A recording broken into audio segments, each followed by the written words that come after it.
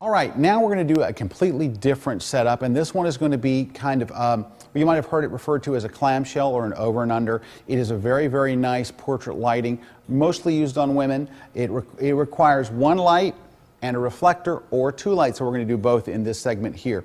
But we're switching now to strobes, so now we're actually using flashes rather than instead of using the continuous spider lights.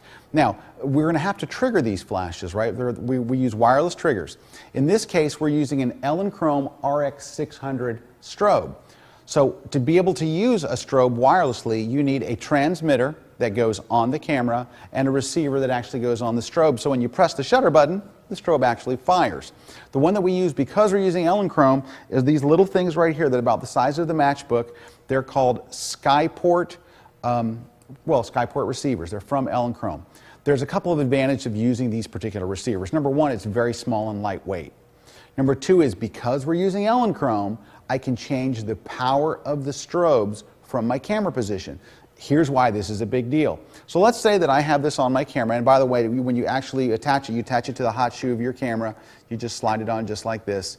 Slides on, and I pop up a little thing. There's a test button here. Make sure it fires your strobes. So now it's all in place. So let's say that I go ahead and get my aperture set. Let's say that I like to shoot at f11 when I'm trying to make sure their whole face is in focus. So I'll make sure that from the tip of their nose to the back of her head, everything all the way through. Perfect focus, and again, of course, I'm focusing on the eye. So I know I want to be at f11. So now what I want to do is, and I know I have to be, since these are strobes, I have to be under really 1/200th of a second. Now I talked earlier when you're using a flash about being under 1/250th of a second. That's fine for an on-camera flash, but with these strobes, or any kind of strobes like this, now we're going to drop it down to 1/200th of a second. And by the way, what happens if you go above that? You'll see a black bar go across the bottom of your photo. So if you're ever shooting and you see kind of like a black, almost like a black bar across the bottom, you know that you're above 1/200th or 1/250th of a second. Well, that being aside, let's go back to f11. So we're at f11. I take a test shot, and it's too bright or it's too dark. Well, take a look. We're using a boom stand to have this light.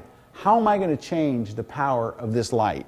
I'm going to have to walk over here, lower the boom stand, knock it down a couple of tenths of a stop, put it back up, go back over here and test. That is such a pain, but that's the way we've been doing it all these years. However, with these, there's actually a plus and minus button right on it. I can change the power of the strobes from my camera position, so I can fire. If it's not bright enough, up, up, up, fire again.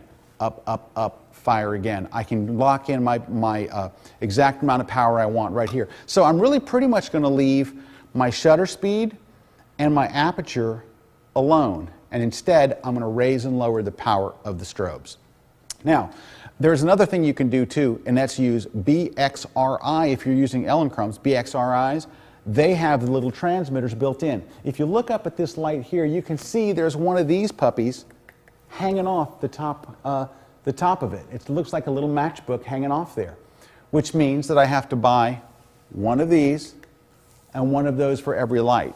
If you buy Elinchrom's BXRI series, which are actually a little less expensive than these, those receivers are built right in. So we use those an awful lot too because they're just so convenient. I never have to worry about, did I remember to bring all the receivers? Because they're built right in. So then all I have to take is this one little matchbook. But otherwise, you can use you don't have to use these Elinchroms. You can use things like Pocket Wizards. But the advantage here again is I can control all my lights without ever leaving my camera. All right, now that that's set up, we're going to bring Shay in just a moment, and we're going to position her kind of right here. The reason why this look is called a clamshell is because you're going to be shooting kind of right in between here. Now, I'm going to have her come in. We're going to take a test shot, but having just one light up here is probably going to look, because it's straight above her, and you're going to probably have a lot of shadows and things. So then we're going to have Brad come in, and he's going to bring in a reflector. We can use either a white reflector or a silver reflector. When would you use white and when would you use a silver? White is going to reflect less light. It's going to kind of be a little softer and smoother, but it's going to reflect a less amount of light. If I have Brad flip it over to the silver side, it's going to reflect a lot more light, and we'll try both of those. So let's go ahead and bring Shay in, if you will. I'm going to have Shay stand right here. And so you can see the light is actually directly in front of her, and I'm going to be able to shoot under it. So I'm going to go ahead and fire a test shot real quickly here, and let me just give you, I'm in manual mode. I'm at f11 at 125th of a second, which is really a pretty good starting place. So let me just kind of work on this. There we go. I'm putting my sensor right on her eye, and we'll take a test shot. And well, it's a little dark. The power of the strobe could probably go up just a little bit. So what I'm going to do is I have this, this one assigned to group 1. When you're actually setting this up, on every light you can choose, I want that to be on group 1. If I add a background light, it can be group 2. If I add another one, it can be group 3. That way I can control each light individually. So I switch this to group 1. That's that light is assigned to. And I'm just going to bring up the power a little bit. I'm going to press the plus sign, 1, 2, 3, 4. So I moved that 4/10 of 1 stop, and let's take a test shot, and it got a little bit brighter. Let's kind of compare the two. Ooh, yes, it got quite a bit brighter, but that's actually a bit better. I still think it's a little dark, but you can see some of the problems we have with the photo. There's a lot of shadows under her eyes. Her eyes look kind of dark, and there's lots of shadow under her chin. Let's go up 1, 2 more and take another test shot. All right, right at the camera. How about a little bit of a smile? Very nice. All right, so we still have a lot of shadows on the face and things. The front lighting is really pretty good. So I'm going to have Brad come in now. We're going to bring in a reflector. So we're going to start off with a white reflector. Now Brad's going to get right up under her chin with that. I'll tell you when you're in the shot. All right, you're in the shot. Come down, down, right there.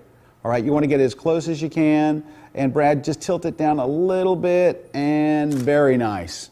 All right, well, a tremendous difference between the first one and the second one. Look at the shadows on her neck. It was completely dark, almost black under her neck. Now, boom. Look at her eyes, especially under the eyes. I mean, it just really, really lit things up. Flip it over to the silver side now, Brad. Let's try. Now things should get even punchier.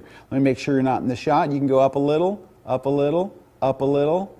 Stop. Come down. Yeah, right there. Perfect. Very nice. All right, and that's even punchier. Wow. Much, much, much more punchier. I'm saying wow like I didn't realize that was going to happen. The big difference here was, in that one, was her eyes. Her eyes really, really came out. It really helped neutralize the shadows even more. So you can get a nice look right then, and we can just say, okay, well now we can just really focus on working with Shay and getting the look that we're looking for, because the lighting is right now just using that one thing. If you wanted to take it up another step, if you have a second strobe, I would recommend this is where the real clamshell look of this comes in. Because what we're going to do is we're going to create kind of a clamshell like this. So one light is aiming down this way, the other light's aiming like this, and you're shooting between the two.